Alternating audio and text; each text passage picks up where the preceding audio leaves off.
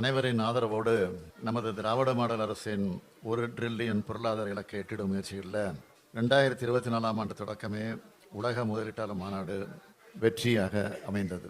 அதனைத் தொடர்ந்து இன்று பயண நாட்கள் தவிர்த்து 8 நாள் பயணமாக ஸ்பெயின் செல்கிறேன்.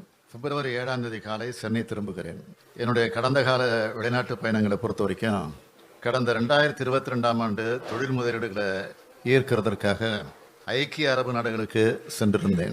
அந்த பயணத்தில் 15,000த்திற்கும் மேற்பட்ட வேலைவாய்ப்புகளை உருவாக்கக்கூடிய 6,100 கோடி ரூபாய் முதலீடுகளுக்கான புரிந்துணர்வு ஒப்பந்தங்கள் கையெழுத்தாகிச்சு.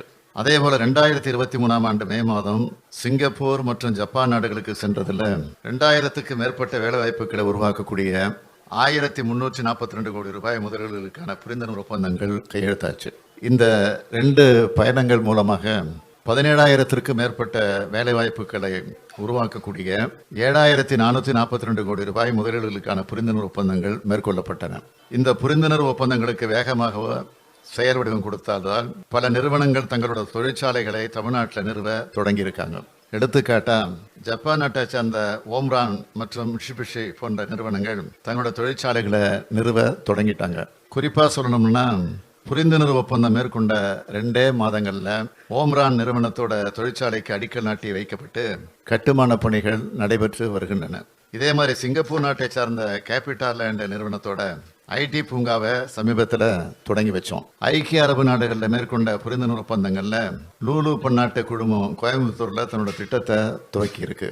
ஜப்பான், சிங்கப்பூர் போன்ற நாடுகளில் மாதிரியே ஸ்பெயின் நாட்டிலையும் முதலீட்டாளர் மாநாடு நடத்த இருக்கேன். ஸ்பெயின் நாட்டை சார்ந்த முதலீட்டாளர்கள், வணிக அமைப்புகள், தொழில் முனைவோர் இந்த மாநாட்டில் கலந்துக்க இருக்காங்க. இந்த மாநாட்டில் தமிழ்நாட்டில் நிலவர சாதகமான முதலீட்டு சூழல் பற்றியும் தமிழ்நாட்டோட கட்டமைப்பு வசதிகள், மனிதவள ஆற்றல் போன்றவற்றோட சிறப்பம்சங்களையும் எடுத்து கூறி இந்தியாவில் முதலீடுகளை மேற்கொள்ள தமிழ்நாடு தான் உகந்த மாநிலம்னு அந்த நாட்டு முதலீட்டாளர்களுக்கு எடுத்துரைக்க இருக்கேன்.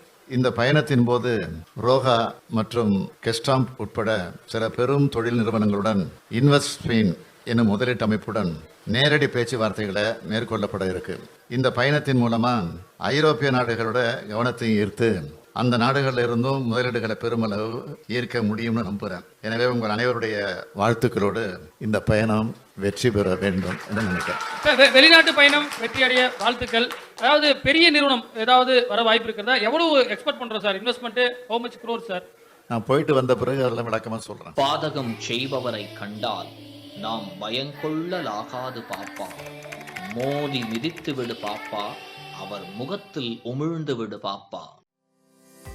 அண்மை செய்திகளை உடனுக்குடன் தெரிந்து கொள்ள இணைந்திருங்கள் இயம்நாடு தொலைக்காட்சியுடன்.